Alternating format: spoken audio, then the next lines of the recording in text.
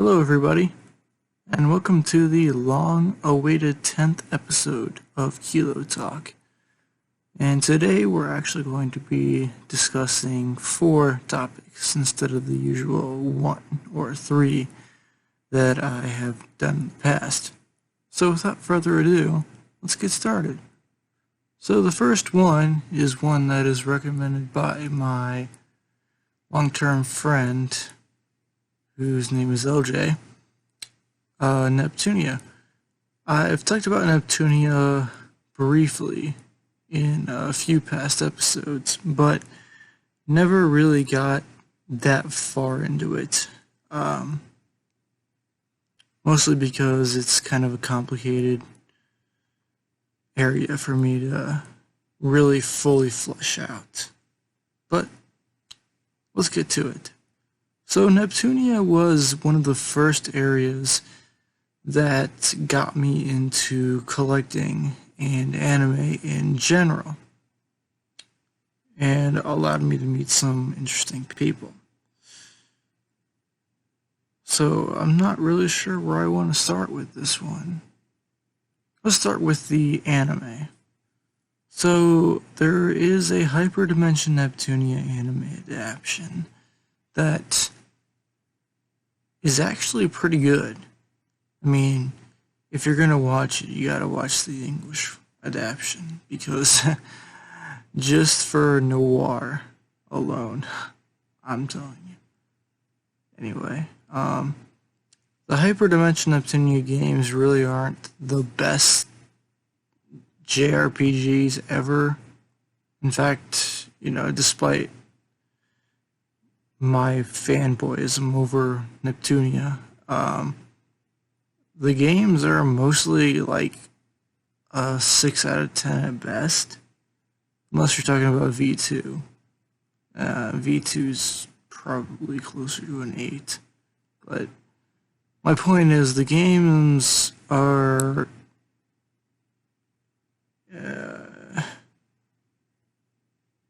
really, really hard to get behind, because some of them are complete shit, but some of them are really actually good quality.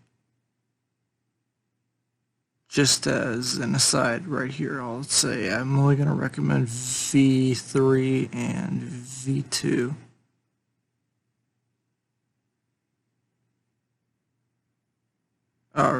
Sorry, Rebirth 3. Rebirth 3 and V2 are the ones that I think are definitely worth playing. Don't torture yourself with Rebirth 2. It's just, it's not worth your time at all. But what makes Neptunia worthwhile to play is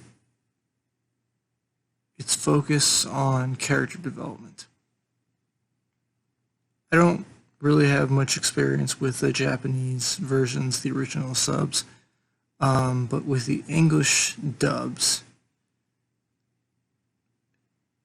God, the characters are really, really well done. I mean, when you talk about waifu material, there's the reason people quote noir as waifu material. Neptune is kind of just Neptune. That's really all I can say. You either like her or you fucking hate her. Blonde is... Blonde's a hard one. She's really, really bipolar in nature, I guess I would say. I mean, normally she's really calm and collected, but when you piss her off, you fucking piss her off. And then we have Vert. I think Vert's pretty underrated. She is kind of the epitome of what an otaku is. She loves games. She's nerdy as hell. But at the same time, she is the, how do I say it? The most sexual of the entire group. Because Neptune doesn't give a fuck. Noir doesn't give a fuck. Blonde doesn't give a fuck. But Noir, or Vert is, excuse me. Vert is this foil, I guess you could say. She's this massive gamer. But at the same time, she's very sexually, this is really hard for me to say. Okay, I'm just gonna bypass this. Let's just say that Vert is the least appreciated character. And has a lot of sexual innuendos involved with her.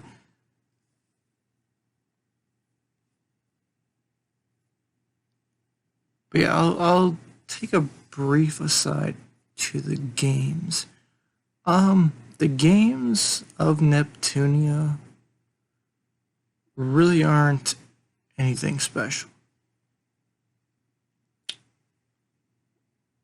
They have subpar combat and gameplay, but what stands them apart from their subpar JRPGs is their stories, or as it's probably better said, the characters.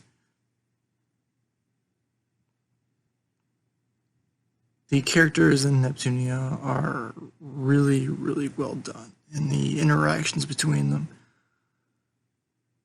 are honestly what makes Neptunia Neptunia. And for me, anything besides the English dub versions of the game, it's kind of blasphemous. They're just fantastic. And if you like Cinderella's, you're gonna like Noir. That's all I can say. But as I mentioned earlier, if you're gonna play the games, you should definitely play Rebirth 3 and V2. In my opinion, those are the definitive Neptunia games. If you're gonna try to play a quote-unquote good Neptunia game, it's those two. Rebirth 3 is just... Honestly, I laughed my ass off at some of the fucking shit that happened. And V2 is a much more refined game in terms of actual gameplay than the other games. So I would check those two out if you're interested at all in Neptunia. Honestly, I would start first with the anime because that kind of gives you an idea of, you know, who everyone is. It kind of spoils some parts, so that's kind of a spoiler alert. But once you get past that, I mean, V2 is completely unspoiled. It's mostly the first 3 games that are spoiled a bit. I'm not really going to go into the spin-offs because I think they're kind of shit. There's not really any actually good one. I mean, I mean, for example, Hyperdimension Neptunia U is just literally spamming the attack button. It's boring. It's not fun. So I would definitely avoid those if you can, and just stick to the main games, preferably the ones on Steam or Vita, whichever your preferred platform is.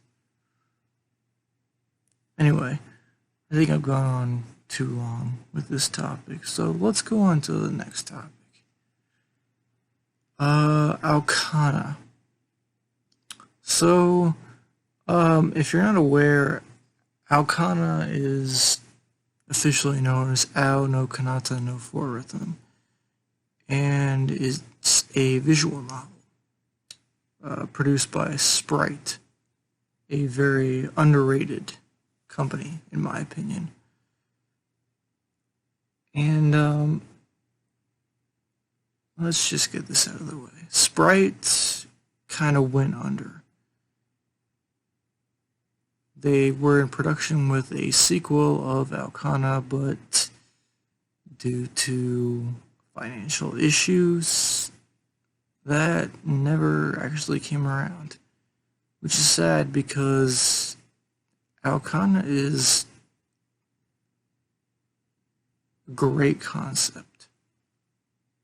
Now, I'm just going to preface right here. My limited experiences with the anime and a little bit of the visual novel. And the reason I'm actually bringing it up at all is because the visual novel is getting an English release on the 27th.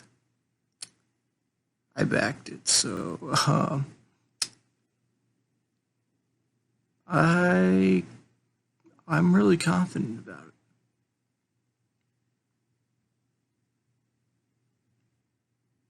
Basically, Aokana is a visual novel / anime about a game called Flying Circus. And it's a game where you play with another opponent with what's called anti-gravitron shoes. The concept sounds kind of novel when you think about it, but again, as with a lot of visual novel topics that I discuss, a lot of it is focused on character development.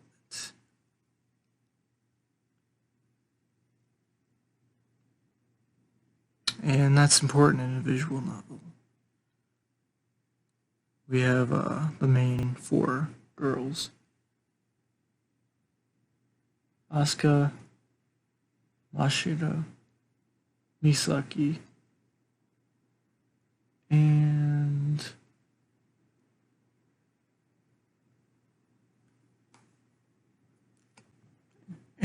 Rika. Like most visual novels, it's kind of a slice of life thing at the same time. I mean, you can do whatever the fuck you want. You can just go play Flying Circus or just get your own waifu. So why is this so important? Why am I bringing this up? Because Aokana has a reputation for being a cursed visual novel. Cursed as in it's been tried to be translated over the past few years, but no one ever actually succeeded. In fact, a lot of them ended in complete, utter failure.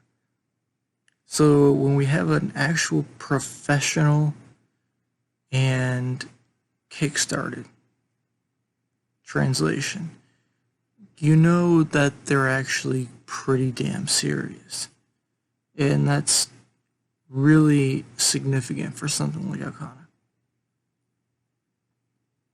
Aokana isn't a masterpiece, I won't deny that, but the four main girls are also just great. Again, I backed it, so I'll be one of the first to get my hands on it.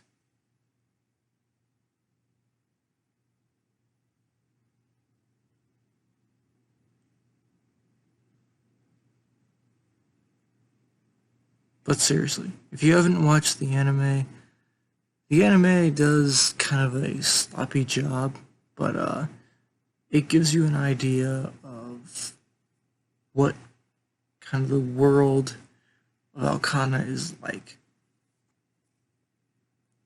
which gives you kind of a segue into the VN if you so choose to do so.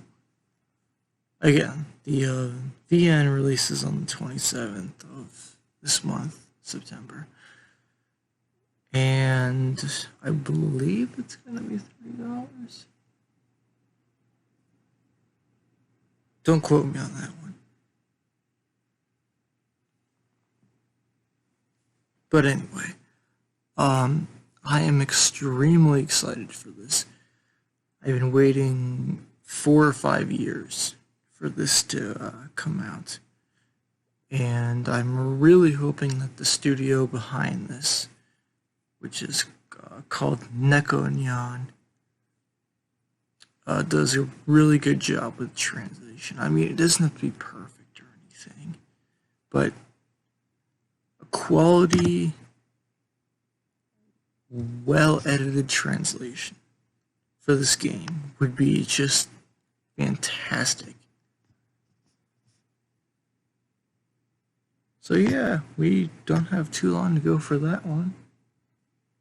Though I do have to wait quite a few months to get my backer gifts.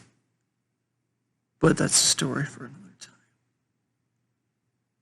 Anyway, why don't we move on to the next topic, which is shipping.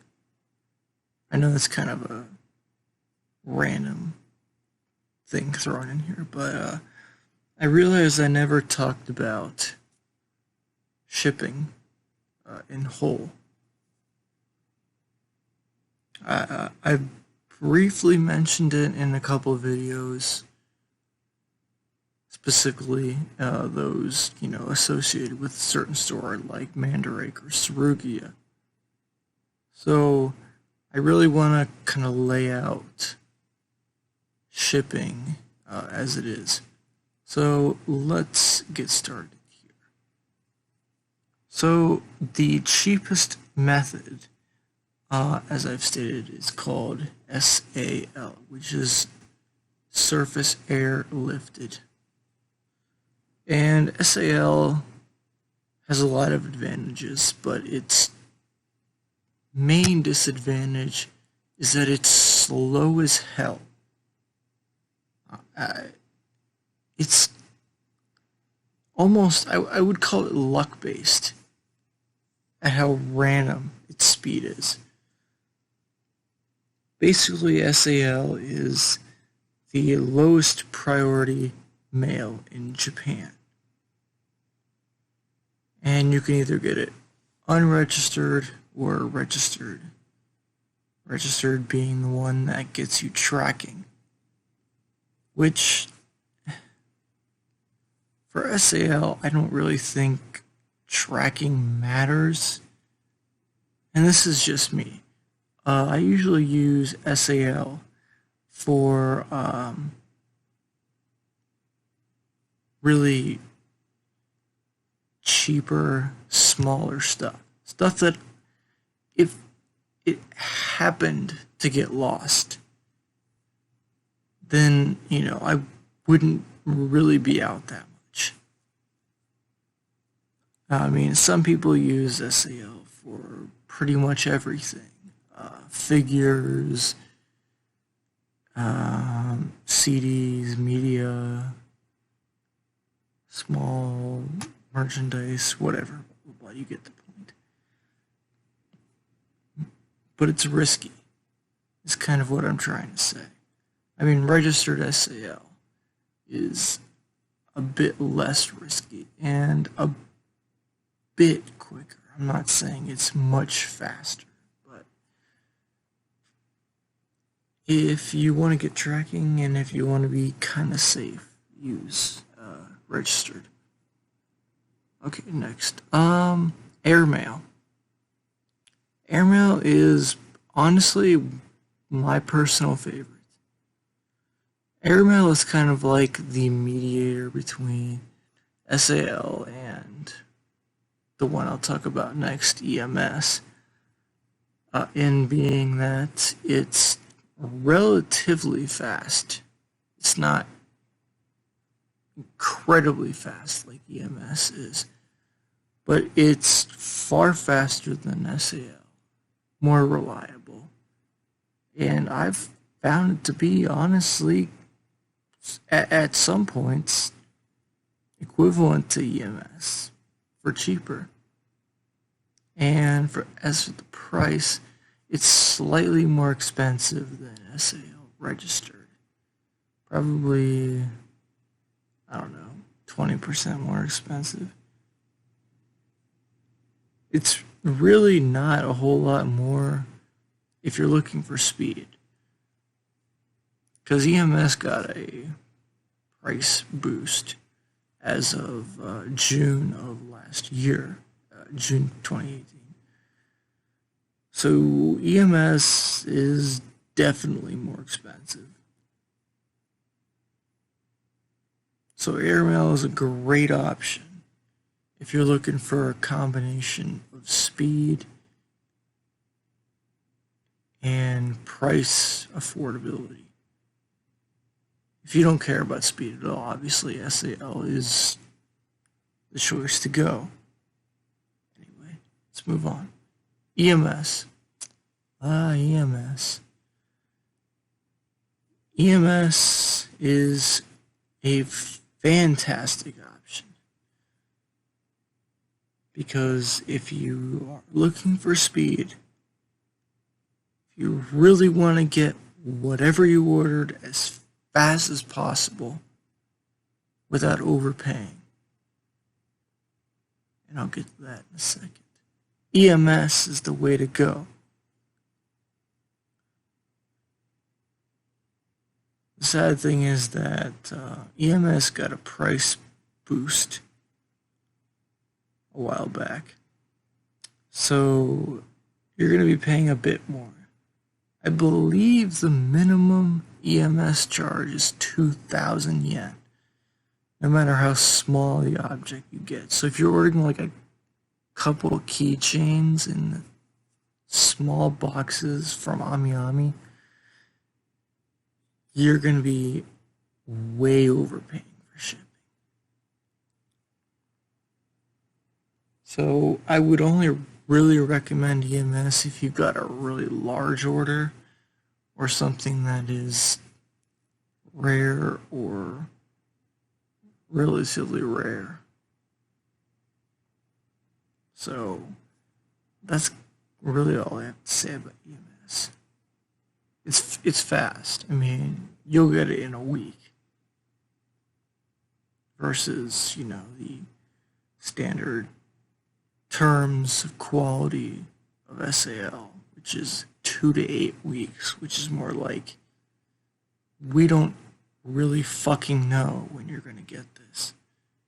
Airmail is more like 1 to 2. 1.5 is more likely. So I'm not really a huge fan of EMS. It's kind of up to you what you want to do with it.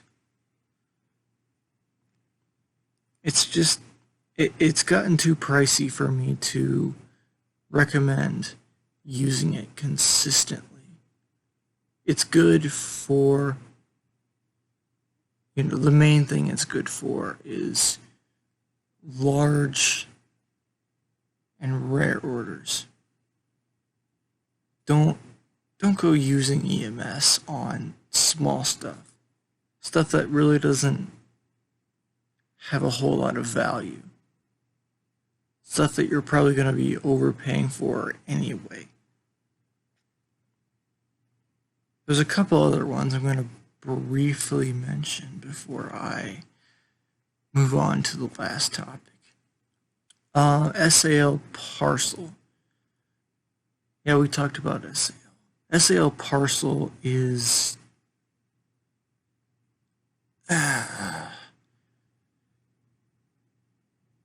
it's so slow. And the paradox is that SAL parcel is more expensive usually than the faster shipping methods. SAL is cheap, affordable, and usually reliable. But SAL parcel, god damn. I guess I shouldn't wholly be bashing this. SAL parcel is usually bound to extremely large packages. You know, there's size restrictions when you have to consider shipping. SAL and airmail can only encompass a certain amount of height, width, and depth. EMS and SAL parcel do not have these restrictions.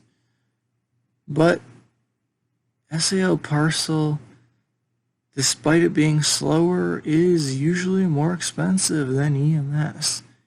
And that's always been kind of weird to me. So, as I was talking about the size restriction thing, if you have to use something outside of SAL and airmail, go with EMS. Don't use SAL parcel. It's going to take forever to get to you, and it's just a waste of money. Alright, the last one I'm going to talk about is DHL. DHL is an interesting one. Interesting as in there's a couple companies who do have a deal with DHL that make it cheaper than if you use DHL on another site. Amazon Japan is the best example of this. Honestly, the prices for this site using DHL, or as they call it, Amazon Global Shipping, is really, really good. I mean, in a nutshell, DHL is a faster EMS. So, I don't find it uncommon to get things to get here in, 2 or 3 days for a relatively similar price, depending on where you get it from, of course. And on Amazon Japan, it's fantastically priced. AmiAmi also has a relatively good deal. I've often seen some of my orders to be pretty close to EMS, if even cheaper. But I wouldn't recommend using DHL all that often, because on a lot of sites, DHL is extremely expensive because they're a private courier. Get that yellow DHL van coming up at your front door, and they're kind of inconsistent. So I'm not really sure of my stance on DHL. I love the speed, but the service, it's hard for me to recommend. So I think I've covered the majority of the shipping methods that you'll find on the majority of major sites like AmiAmi Hobby Search, or Mandarake, or wherever the hell you're going to buy from. I know I'm probably missing some, but I think I should move on. So, our fourth and final topic of this 10th video is an anime that I recently watched, Full Metal Alchemist Brotherhood. Yeah, I know. Everybody's watched Full Metal Alchemist Brotherhood. Everybody knows about it. It's so popular. But it kind of made me realize that just because an anime is an extremely popular one, that doesn't mean it's bad.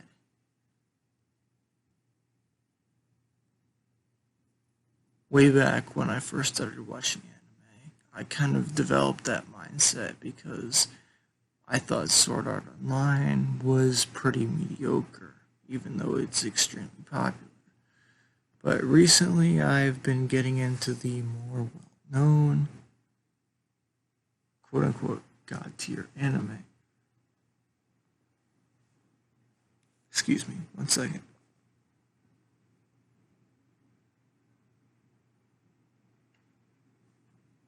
Okay, sorry about that.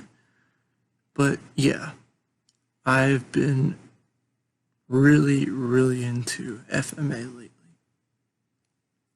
I even went ahead and tortured myself by watching the original FMA before Brotherhood, which, if you're not aware of, is an adaptation that doesn't follow the manga in the latter half, which is okay. I mean, it's still a decent anime in its own right, but doesn't hold a candle to Brotherhood in any way, shape, or form. What struck me as really incredible about Brotherhood was that it encompasses so many themes, yet doing everything about a semi-shonen anime right. The fight scenes are incredibly well animated and, I hate to say this word, but epic. And the dub is easily one of the best that I've ever heard. The only one I can think of that comes close is Bebop, but we're not going to talk about Bebop. But yeah, I never thought I would love an anime this much as Bebop. I'm normally a guy who watches predominantly cute girls doing cute things shows, and that's still kind of my forte, but Brotherhood just fucking floored me. I mean, it's easily the best anime I've ever seen. Easily. I'm not gonna spoil anything, don't worry, because that would be a dick move for something like this.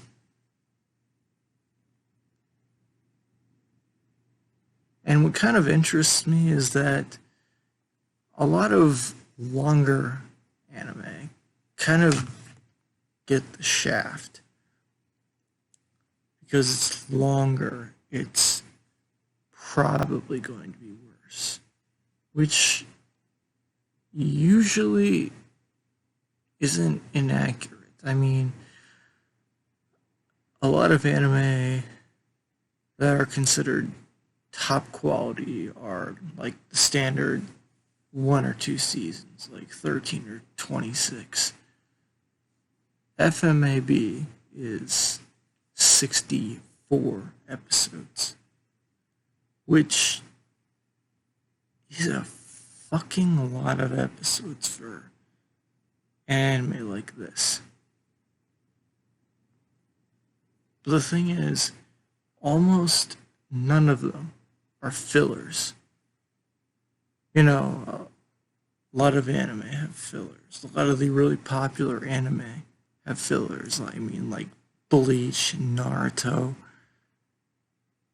because they're really, really long. And eventually the anime catches up to the manga, so they have to do something, and they just add in filler. FMA, there may be some, less exciting episodes, but it's not filler. And the philosophy that it presents is just amazing. I can't possibly go into the number of themes that this show represents. It would just be impossible.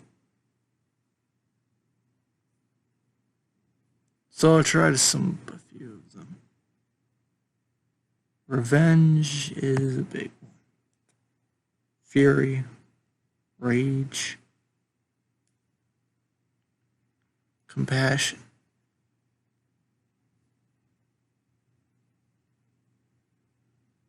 Those are just a few. Normally, I don't really recommend the popular anime. There's very few, actually, I would recommend. But this is, if I had to actually rate it, I would give it like a 12 out of 10. It's that fucking good.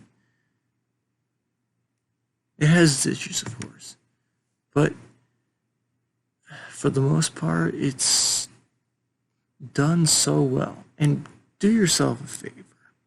Watch the dub. I know some people are elitist and say that all dubs are shit, but FMAB's is one of the best ever.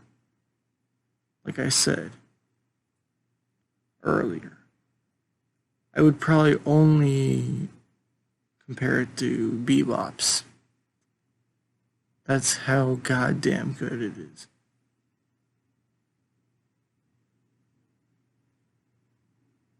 And it gets you philosophically thinking. Something that I think is good every once in a while. It's hard. But it helps you realize that not everything that you believed is truth. Anyway, I think I'm gonna wrap this one up. So, sorry for the very long delay between 9 and 10, but I hope you enjoyed this episode.